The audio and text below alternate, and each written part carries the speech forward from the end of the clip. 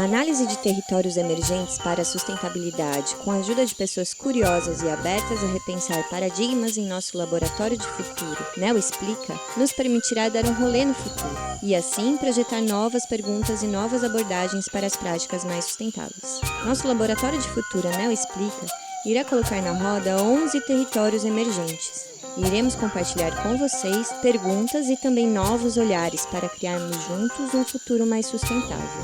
Eu sou Júnia Karst e juntos iremos conversar com convidados muito especiais sobre os Objetivos de Desenvolvimento Sustentável, os ODS. Esse tema é bastante contemporâneo e tem muita relevância para esse tão desejado futuro sustentável. Hoje estão conosco para esse papo Marcos Planello, líder de experiência técnica da Neocert, e o Lucas Tange, um dos fundadores da Build Lab e desenvolvedor da BR4. Sejam muito bem-vindos, é um prazer enorme recebê-los aqui no NeoExplica para debater sobre esse tema, que é muito importante para a sociedade, né, e para o planeta como um todo. Então, bora começar. Queria perguntar para o Lucas. Lucas, que rolê é esse de ODS? E aí, pessoal, muito prazer. Queria começar agradecendo o convite e a oportunidade de fazer parte desse episódio e poder debater um tema tão importante como esse, que são os ODS. Então, Júlia, os ODS, na verdade, eles são 17 objetivos definidos pela ONU para o desenvolvimento sustentável do planeta. Eles foram definidos lá em 2015 em uma consulta envolvendo diversos governos, empresas e também a sociedade civil. Para essa definição, foram levados em consideração 4 pilares: o social, o ambiental, o econômico e também o institucional. Esses objetivos eles são bem amplos e por isso eles possuem metas mais específicas, totalizando 169.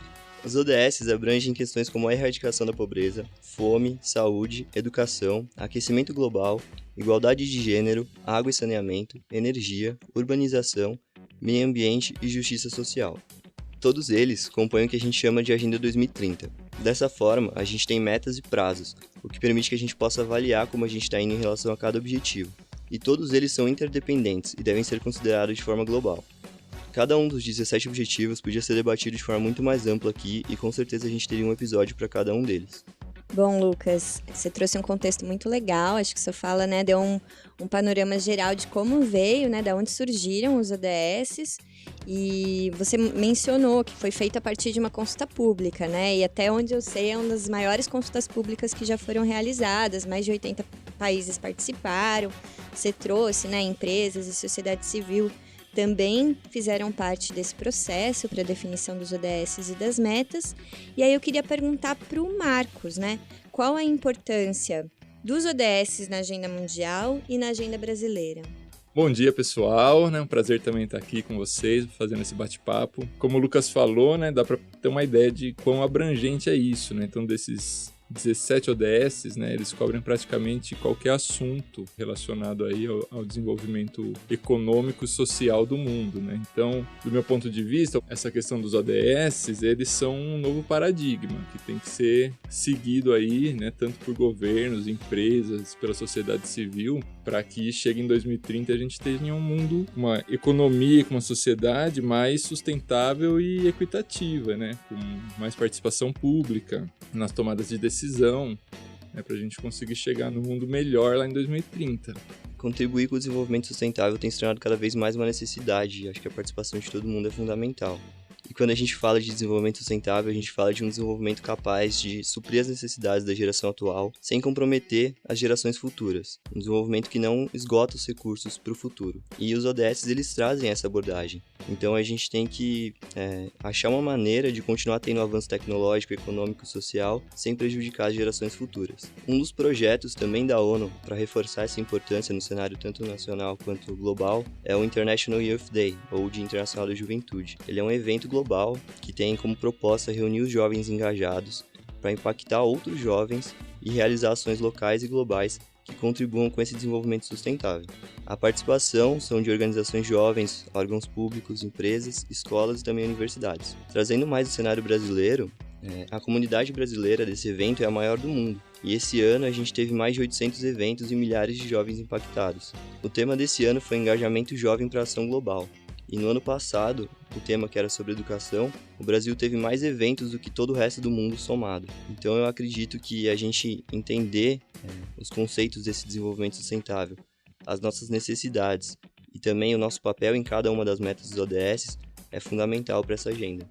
Muito interessante, Lucas. Acho que esse ponto da juventude, né, é muito bacana. Vamos voltar nele com mais profundidade, mas antes da gente ir para esse tema interessante e importante da juventude vindo, né, como os motivadores e os indutores também dessa transformação, acho que eu queria voltar um pouquinho na questão dos negócios, né?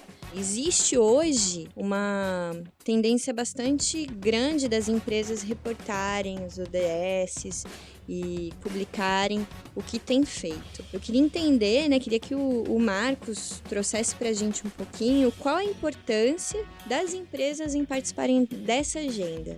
Legal. A gente estuda, né, para fazer esse momento de podcast aqui, e nesse estudo eu li uma frase que me marcou bastante, que é que empresas não podem prosperar em uma sociedade que fracassa.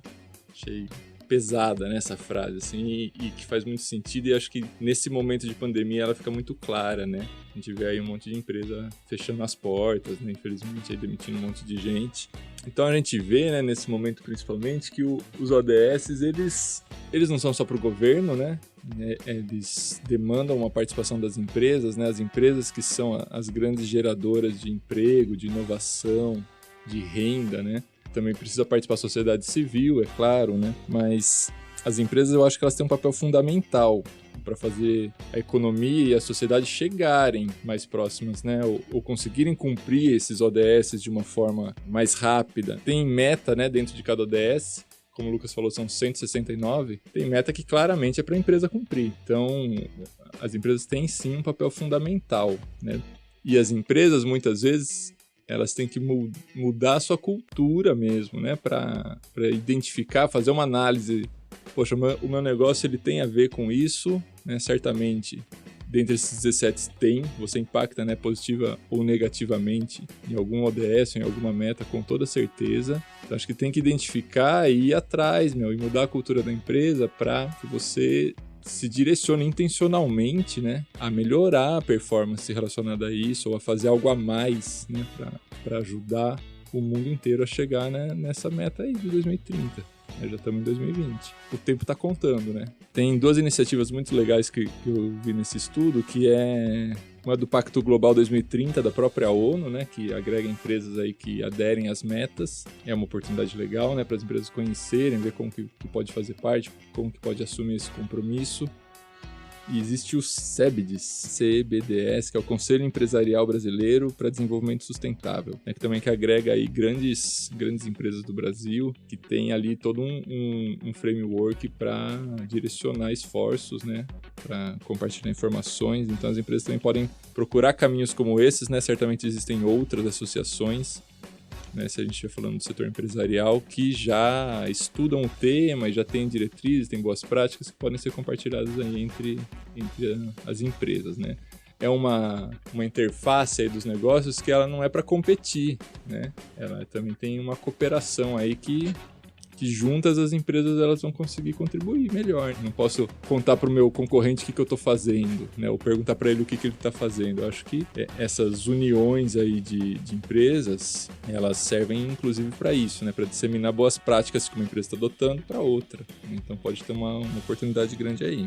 Então, essa tendência de reportar, ela vem só crescendo, né?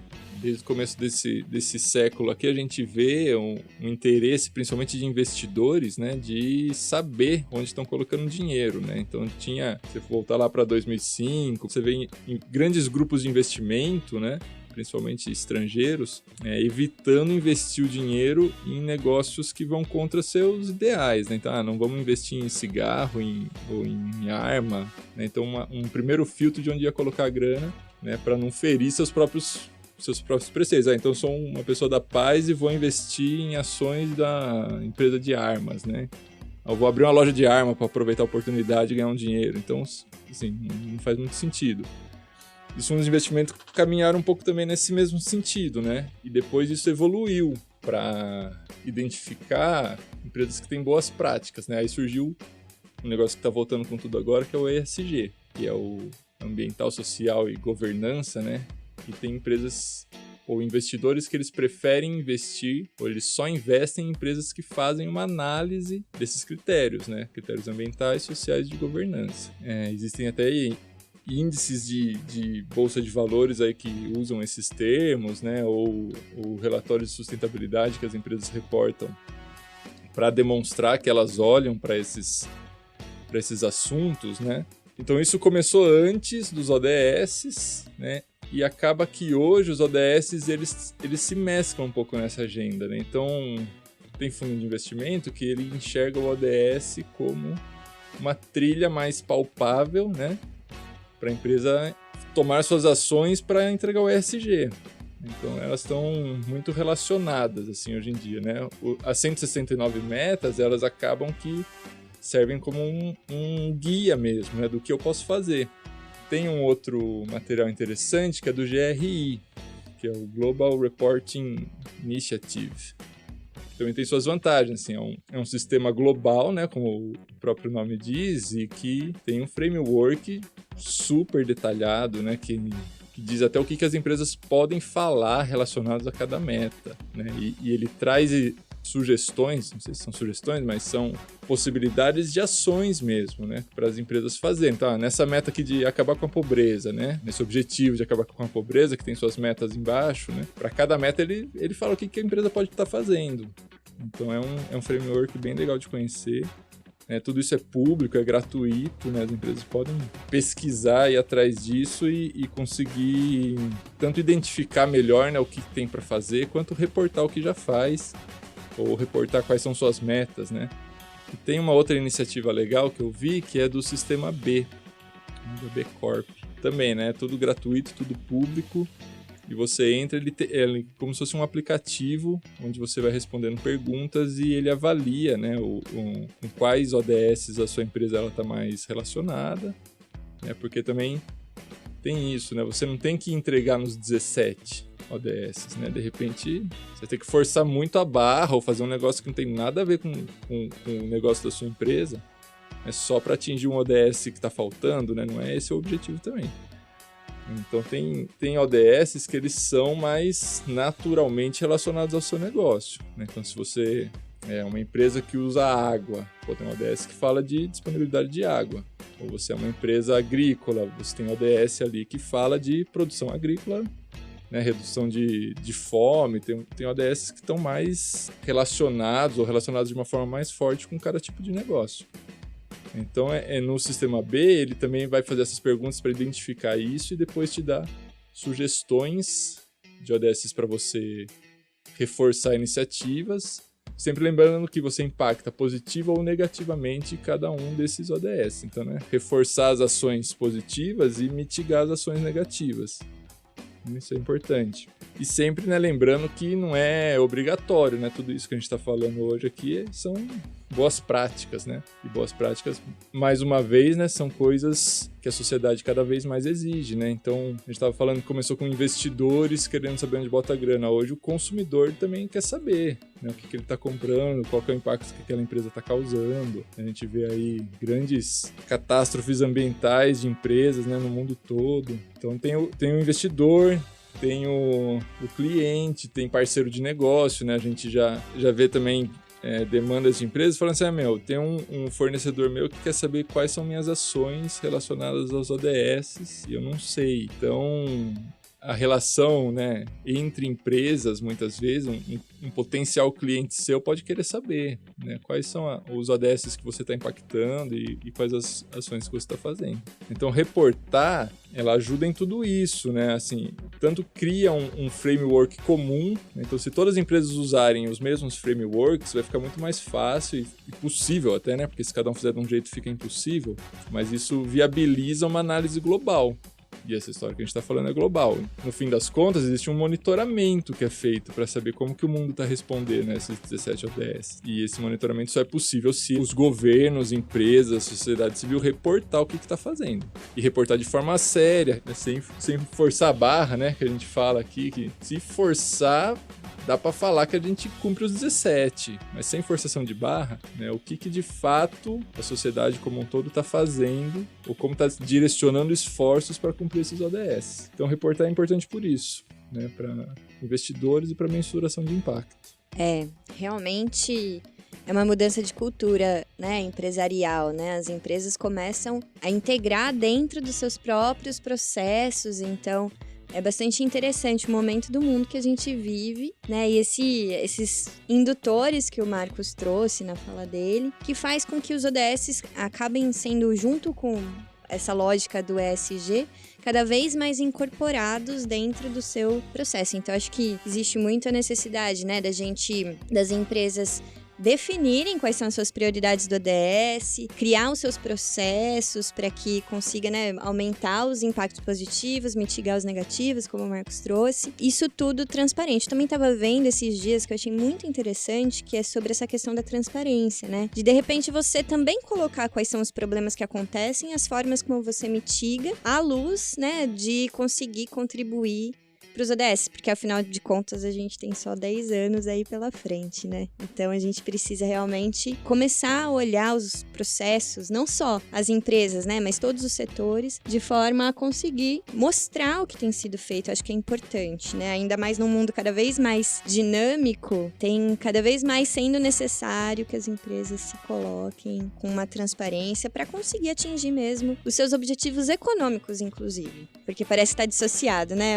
A parte social e ambiental do econômico, e não tá. Então, até no último podcast que a gente fez no Não Explica, que foi sobre bioeconomia, a gente fala um pouquinho, né, sobre os processos de otimização da produção de uma empresa, de uma indústria, dentro de uma perspectiva de economia circular, melhorando, né, otimizando a minha matéria-prima, reduzindo a quantidade de resíduos daquele processo. Isso tudo acaba que também me viabiliza a entrega, a contribuição com os ODS. Então eu posso ter essa lógica de negócio também, quando eu penso, né, na contribuição. Então, nesse momento, né, acho que estamos vivendo um momento muito singular, que é essa questão da pandemia do Covid. E certamente trouxeram muitos impactos, né, na implementação da agenda. Lucas, você consegue trazer pra gente quais poderiam ser esses impactos? Quais foram os sinais do impacto da pandemia na implementação da agenda?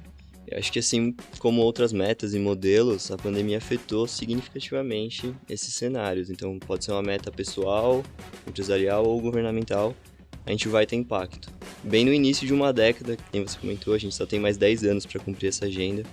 A gente está passando por um período complicado como esse, mas que está trazendo muitos aprendizados e mudanças de modelo, seja forçado, seja por opção, seja forçado, né? Trazendo um exemplo, a gente pode ver o ODS 4, por exemplo, que trata de educação de qualidade. Em julho, as escolas estavam fechadas em centenas de países, afetando em torno de 1 bilhão de alunos, muitos deles na fase de pré-escola, que é uma das etapas mais importantes para o aprendizado. A gente não consegue mensurar hoje qual o impacto que isso vai ter de desenvolvimento cognitivo, de ciência, de pesquisa a longo prazo. E esse modelo de educação ele tem se moldado cada vez mais de uma forma a conseguir atender às necessidades atuais. Só que a gente acaba, às vezes, excluindo alguns alunos, algumas pessoas que não têm acesso às tecnologias para acessar as aulas, por exemplo. Então, encontrar formas de democratizar isso também é um desafio atual.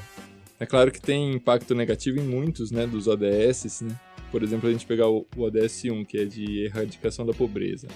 Ele estava melhorando, né, ano após ano. Então, voltando um pouquinho lá na questão, né, de reportar, a ONU já tem relatórios anuais de como isso está andando. E a gente vê no relatório que em 2010, 15% da população vivia abaixo da linha da pobreza, né, de quem recebe menos de $1,90 por dia, né?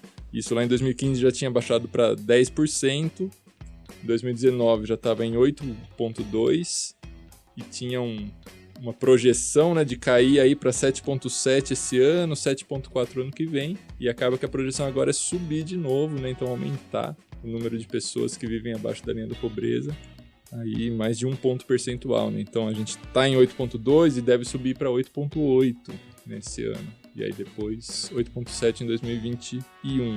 Tem outros, né, ODS, por exemplo, pegar os ODS que falam de fome, de saúde e bem-estar, né, de educação, como o Lucas falou, trabalho decente, crescimento econômico, né, todos esses estão sendo muito impactados, né. Tem ODS que a pandemia ela escancara o desafio que a gente tem, né. Então a gente tem um ODS lá que é o de água potável e saneamento, que é o ODS 6, né? Que a gente vê agora, puxa, tem que lavar a mão. Pô, mas sei lá quantos por cento da população não tem nem acesso à água, né, em sua casa, ou não tem rede de esgoto. Então fica muito claro, né, o porquê que é importante o ODS, né? Então, puxa, se a gente tivesse em 2030 resolvido isso, né? Vamos dizer que vai ter outra pandemia em 2030 e o ODS está cumprido, talvez o impacto seja muito menor, né? Porque aí você já tem uma sociedade mais justa, né? O pessoal com saneamento adequado, uma redução da desigualdade, né? Que é o ODS 10. Poxa, está aumentando de novo a desigualdade, né? Certamente. Né, por causa da pandemia, com desemprego. E aí uma coisa amarra a outra, né? Como o Lucas falou na primeira fala dele lá, que os ODS são interdependentes, né? Se diminui o emprego, aumenta a fome, né? Aumenta a desigualdade, impacta a questão de gênero, né? Agora, todo mundo em casa não tem escola, tem que cuidar do filho, né? E quem vai pagar o pato, geralmente, né, são as mulheres de novo, né? Que vão ter que reassumir, né? A função de educador, mãe, profissional, né? E conjugar muitas vezes mais do que os pais, né? Então, realça até essa questão de gênero de novo, né? E observando isso que você trouxe também, Marcos, dá pra gente ver que os índices estavam melhorando aos poucos e agora a gente enfrenta um desafio que vai trazer desafio que a gente não sabe em quanto tempo a gente vai conseguir reverter esses números. Não dá pra ter uma previsão exata disso. E tem um dado que eu li também no relatório, que é o número de vacinas, né? Para a criançada esse ano, milhões de crianças deixaram de ser vacinadas por causa da pandemia, né? E aí, qual que vai ser a consequência disso, né? Um número maior de mortes infantis, as coisas mais tristes do mundo, né? Criança morrendo e talvez o impacto venha agora. Tipo, vai fazer o quê, né? Tinha que ter vacinado essa criançada desde março e não tá vacinando, então, né, pode ser que tenha outros problemas desencadeados, né, pela pandemia que vão degradando avanços que tinham sido conquistados até o momento. A questão de vacinação estava melhorando muito, né, no mundo. E aí, de repente, esse ano a gente tem um tropeço aí na curva que vai causar. Eu gostaria de saber de vocês, né, acho que principalmente do Marcos, que trouxe bastante o olhar das empresas. Você considera que as empresas que implementam, né, já integram os ESGs à luz dos ODS, eles são ou podem ser mais resilientes a questões como uma pandemia, por exemplo? Eu acho que certamente sim. Eu acho que o fato de conhecer, né, e estar direcionando esforços, né, para estar avançando em algumas questões, né, certamente já prepara essas empresas, de repente, para enfrentar melhor a crise, né? Seja porque ela já estava num nível mais elevado do que a concorrência em algum aspecto. Por exemplo, né, uma empresa que tenha questões de segurança do trabalho, né? Você vê fábricas parando por conta da pandemia, enquanto tem outras operações que continuam funcionando, porque o pessoal já trabalha nos equipamentos adequados ou em situação que não tem aquela aglomeração, né? De repente, empresas que usam mais tecnologia, talvez empresas que já faziam home office, não foi impactada em nada, né? Então, acho que certamente difere, né? Além do fato de que você está menos vulnerável à concorrência chegar, de repente, nesse momento mais avançado, né, ou com uma postura mais relevante. Isso acontece muitas vezes com startup, né, que chega chegando, né, já chega absorvendo os ODS de repente e deixa no chinelo aí grandes empresas para trás. Então, acho que faz diferença, com certeza é positivo, né, sofre menos quem já está mais preparado. Agora, pensando um pouquinho, né, com o foco da Agenda 2030 nos setores agrícola e florestal, que é um setor que a gente acaba permeando com um pouco mais de frequência e facilidade, né? Marcos, você vê oportunidades, né, para que essas empresas dos setores agrícola, florestal, de matéria-prima e transformação também participarem da agenda? É legal falar desses setores, né, do florestal, do agro aí, porque são a base da economia do Brasil, né, hoje, tem um papel super relevante, né, na nossa economia, na representatividade do país aí, mundo afora, e são setores que certamente impactam em vários dos ODS, né. Mas se você pegar aí o setor florestal, né, eu vejo que o setor florestal ele já está numa posição vantajosa, né, porque já usa uma matéria-prima renovável, né? A gente está falando aí de indústrias da madeira, né? Do setor de plantações ou de florestas nativas, né? que exploram madeira ou outros produtos não madeireiros, e de toda a cadeia da indústria aí do papel, da celulose, do mobiliário, embalagem. Toda essa indústria, ela já está utilizando naturalmente uma matéria-prima que impacta menos, né? E além disso, a gente vê aí muitas notícias de desenvolvimento de tecnologia para avançar para usos menos comuns ou até hoje inéditos, né, dessa matéria-prima. Então a gente vê essas indústrias já produzindo até materiais inovadores para entrar em outros setores, né, no setor têxtil, construção civil, no setor químico, para substituir materiais de origem do petróleo, por exemplo. Então, elas são um setor, ou elas fazem parte de um setor que já está posicionado bem, né, para esse futuro de uma economia mais circular, né, mais sustentável, com baixo teor de emissões ou até com emissões negativas, né, e que acho que por usar materiais de origem renovável já está talvez mais adequada ao cenário esperado para 2030, né, que é uma economia mais sustentável, né. E no agro como um todo, né, assim, tem essa questão da área onde o agro atua, que aí sim impacta em um monte de ODS, né? Então, se você pegar, por exemplo, né, o ODS 1, que fala de acabar com a pobreza, o setor gera milhares de empregos no Brasil, né? O 2, que fala de acabar com a fome. Não é só acabar com a fome, né? Acabar com a fome, acabar com a desnutrição, dobrar a produtividade agrícola e a renda, incluindo quem hoje está excluído, né? Então, incluindo o pequeno, incluindo a agricultura familiar, pescador, indígena, né? O agro tem tudo a ver com isso. Então, mora no agro essa meta, né, de dobrar a produtividade agrícola.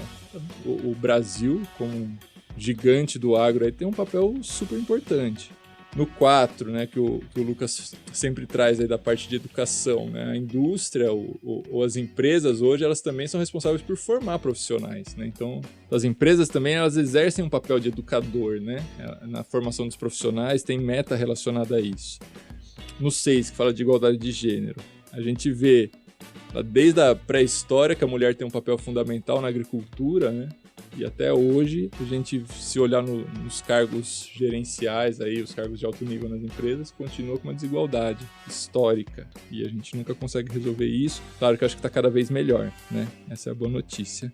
No 6, que fala da disponibilidade de água. A agricultura é o maior consumidor de água doce do mundo, né? A FAO estima que 70% da água doce do mundo é consumida na agricultura, nas atividades de irrigação, aí, etc. Então tem um super papel, né, a agricultura nisso. No 7, que fala de disponibilidade de energia renovável. O agro aí, tanto o agro, se a gente pensar em etanol, em biodiesel, né, que já são produtos mais convencionais, já entrega nesse ODS e está surgindo aí etanol de segunda geração. Surgindo não, né, já está aí há alguns anos, né, o etanol de segunda geração. A gente vê aí biomassa para energia, né, de origem florestal ou agrícola. Então tem muito também entrega do agro para esse ODS aí de energia. No 12, que fala de padrões de consumo mais sustentáveis. Tem uma meta que fala de redução no desperdício de alimentos no pós-colheita, né? Totalmente agro. No 15, de vida terrestre, ele vai falar de conservação do solo e da água, de floresta, redução de desmatamento, manejo florestal sustentável. Né? No 17, que fala de parcerias e meios de implementação, que para mim é um dos ODS mais difíceis e é meio que aquele que amarra tudo, né? Assim, como que vai fazer isso dar certo? Tá lá no ODS 17, lá mesmo ele fala de parcerias público-privadas, né? Então as empresas, elas também têm, e aí do agro e fora do agro, né, tem um papel importante de fazer funcionar isso, né? E tem alguns ODS que eles são menos óbvios, né? Então no 8, que você pegar lá, que ele fala de trabalho decente e crescimento econômico, né?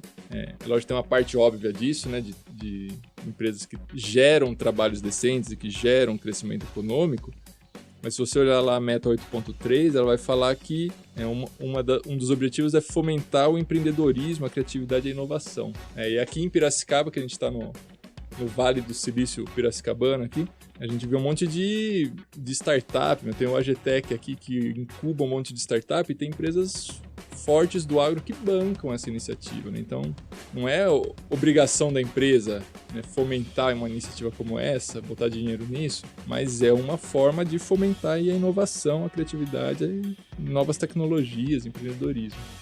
Então, acho que tem metas óbvias, tem metas menos óbvias, e aí que acho que faz toda a diferença de conhecê-las, né? E falar, puxa, eu posso incluir uma coisa a mais aqui o ano que vem, eu posso botar uma pimentinha aí pro ano que vem. Eu acho que ser resiliente e olhar para essas metas não é mais uma opção. Você comentou de um cenário de startups do agro, mas a gente tem muitas startups do setor florestal também, que buscam trazer, tanto reportar os ODS, reportar resultados, rastreabilidade e outros indicadores, como também fazer com que o consumo desses recursos florestais, que a gente não pode parar de utilizar hoje, eles sejam feitos de maneira correta e comprovados que eles estão sendo feitos de forma correta.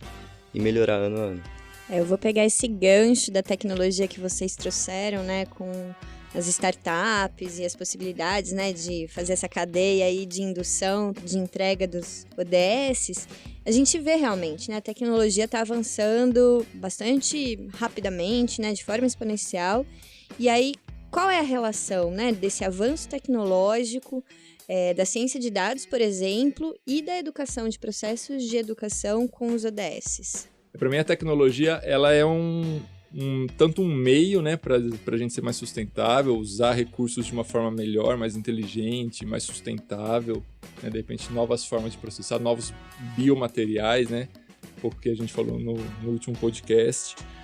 E ela vai além, né, eu acho que a tecnologia ela também está aí na inclusão de pessoas que estavam excluídas, em acesso à informação. A tecnologia aparece em um monte de lugares. No agro a gente vê, como o Lucas falou aí, tem startup focada nisso, né? No setor florestal, no setor agrícola, a gente vê aí a aplicação de químico com drone, né? Reduzindo a aplicação, ou um controle de praga biológico, ou uma análise de uso do solo, ou de ataque de praga através de imagem de satélite, ou de imagem de drone, né? A gente vê alerta de desmatamento, que está toda hora aí na mídia, né? Isso é feito com muita tecnologia, né? Tem startup que reduz aqui no Vale, né? Tem uma que reduz o uso de antibiótico na produção de leite através de uma análise com um mini laboratório em cada fazenda, com um custo acessível, né?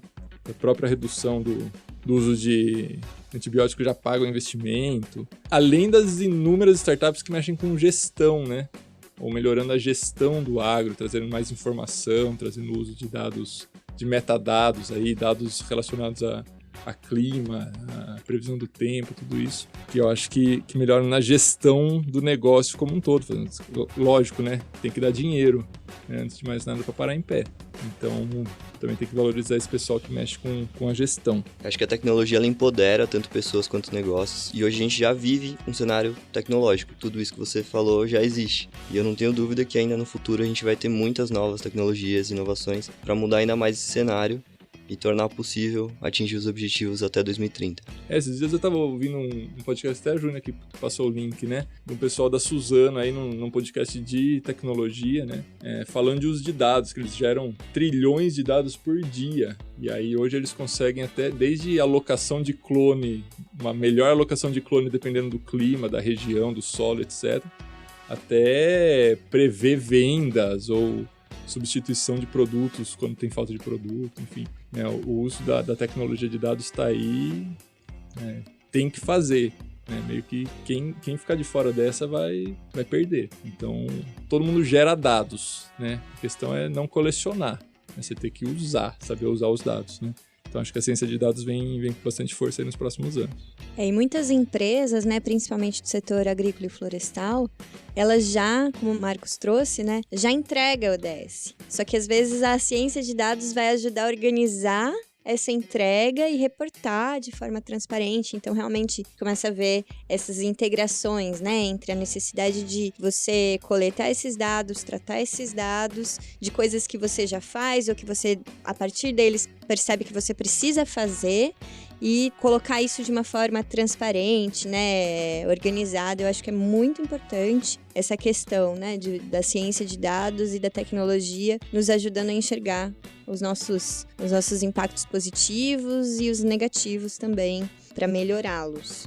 Acho que como relacionar isso, o Marcos comentou anteriormente também, sobre hoje é uma necessidade do consumidor e do investidor, saber o que está acontecendo, mas como trazer isso de uma forma estruturada, qual vai ser a apresentação, qual conhecimento você vai gerar a partir de dados soltos, né? Acho que isso é um ponto interessante também da ciência de dados para o futuro. E aí trouxe o Peter Diamandis, né? Eu não tenho dúvida que o futuro traz a tecnologia, e que muitas delas a gente não consegue nem prever, por ela ser exponencial. E tem um livro do Peter Diamandis, que é um dos fundadores da Singularity, que ele fala sobre a abundância de recursos. Então, como que a tecnologia vai ajudar a gente a criar essa abundância, a democratizar o acesso a recursos e tecnologias. Uma leitura muito interessante.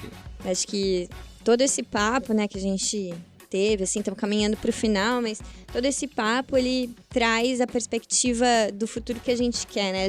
A Agenda 2030 traz muito essa visão do futuro. E aí, eu queria perguntar para o Lucas, que está muito envolvido, né, com essa questão da educação, da juventude também, em ação, né, na prática. Eu queria que, Lucas, você trouxesse para a gente, né, a importância e como se dá a participação da juventude na criação e implementação da Agenda 2030. Em pouco tempo, acho que a geração de jovens atual e as próximas também, elas vão ser os próximos gestores, as pessoas que vão tomar as decisões, que vão estar com a caneta na mão. E o que preocupa é que muitos ainda nem conhecem os ODS. Então, acho que um dos papéis importantes da juventude é trazer temas como esse para discussões, participar de discussões como essa também, para que os ODS sejam conhecidos pela juventude.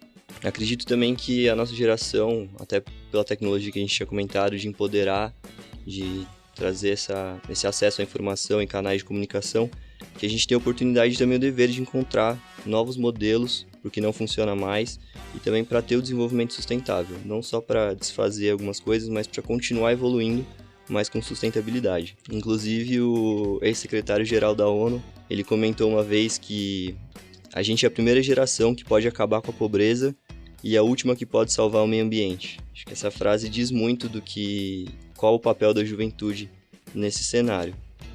E a gente vê vários exemplos também de jovens que estão tomando protagonismo de várias causas, sejam elas de causas ambientais ou igualdade de gênero.